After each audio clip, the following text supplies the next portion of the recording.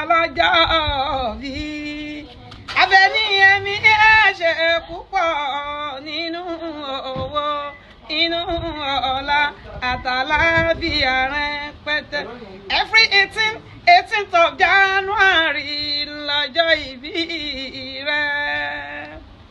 Owó màmá ìbejì, màmá jẹ́dì mi, màmá jẹ́sìn mi. Ayábíjẹ Àdìsá ni wọ́n pè màmá jẹ́dì mi.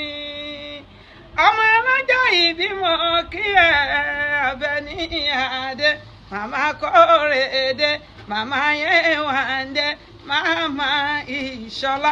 Happy birthday to you, my darling daughter, Àbẹ̀ní Adé Fọláṣadé.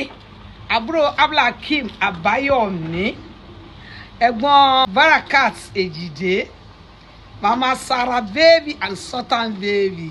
Ẹ kú ọdún òní o, ẹ kú yèdùn, ẹ̀mí àṣekínni, àṣe púpọ̀ nínú owó, nínú ọlá àtàlàáfíà, ẹ̀mí gígùn, ìfàyàbalẹ̀ tó pọ̀, òní kánjú kò lágbára Ọlọ́run. Gbogbo ẹbí ní kí ẹ o, gbogbo prof ní kí n kí ẹ, àwọn angel ní kí n kí ẹ, àwọn gbogbo àwọn tèbúté mẹ́ta gbogbo náà ní kí n kí ẹ tó dùn òkú yèdùn, àwọn ti London ní kí àwọn ti Kadija, àwọn gbogbo ẹ ẹgbẹ́ ẹ ní kí n kí ẹ Abdulhakeem Àbáyọ̀mí ó ní kí n kí ẹ pé òkú ọdún òkú yèdùn, ẹ̀mí àṣekínni, àṣepúpọ̀ ọdún, long life and prosperity. bára ayé bá bẹ̀ mí mi ò ní gbọ́ o lórí ọ̀run bá bẹ̀ mí ò ní gbà kẹ́ẹ̀pẹ́gbẹ́ ẹgbẹ́gbẹ́ kẹ́ẹ̀bẹ̀ mi ò ní gbà o mi ò tiẹ̀ ní gbà ní ẹ̀ lè sọ ẹ ṣe máa sọ fún mi ẹ sọ fún mi ò ní wà lórí TV máa wà lórí TV ibi tó kún fọ́gbọ́n ìmọ̀ òye documentary wà ńbẹ̀ eré alárabàrà wà ńbẹ̀ àwọn ìtàn ìṣẹ̀ǹbáyé wà ńbẹ̀ àwọn òní àti òlọ́mọ nínú ẹ̀rọ ẹ máa wo Alore TV.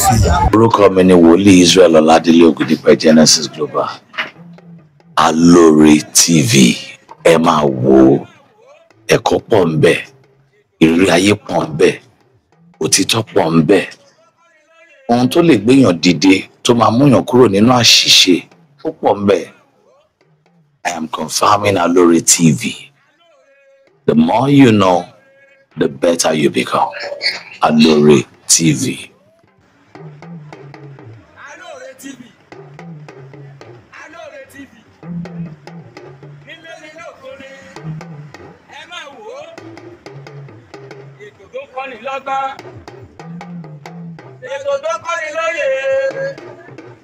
Ní gbogbo àgbáyé. Ẹ máa wò ó. Ẹ máa wò ó. Alore. Alore. Ẹ máa wò ó. Ẹ máa wò ó. Ẹ máa wò ó. Alore. Ẹ máa wò ó. Ẹ máa wò ó. Lórí ìlànà. Ẹ máa wò ó. Lórí ẹ máa wò ó. Ẹ máa wò ó. Ẹ máa wò ó.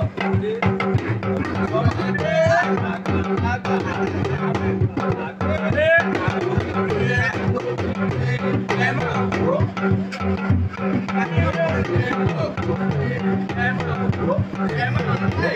máa like it.